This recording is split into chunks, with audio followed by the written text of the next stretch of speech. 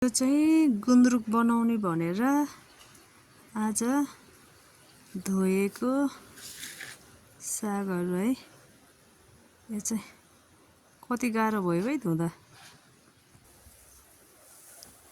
यो चाहिँ सागहरू हैन, रायोको साग कि मेरो आमाले मेरो आमाले रोपेको के।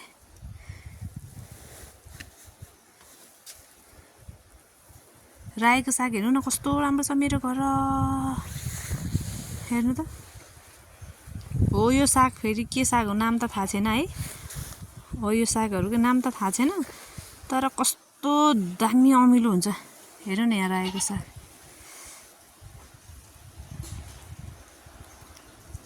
यहाँ आलु है।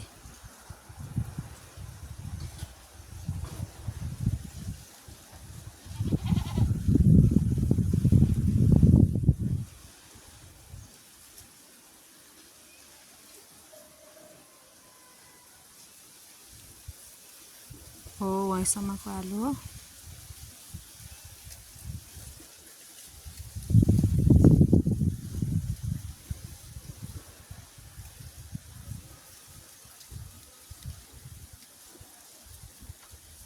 सबै आलु। त्यो तलको त फेरि अर्काको घरको लुगाहरू है। सबै आलु हो। यहाँ चाहिँ थोरै छ क्या अलि, धेरै छैन यहाँनिर चाहिँ घर नजिक चाहिँ। त्यो लसुनहरू अनि यो चाहिँ उखुहरू है।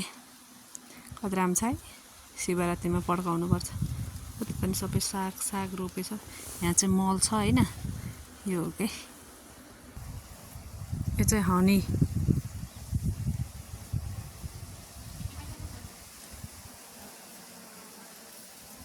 हनीको घर। अनि यहाँ पनि छ है अर्को हनीको घर।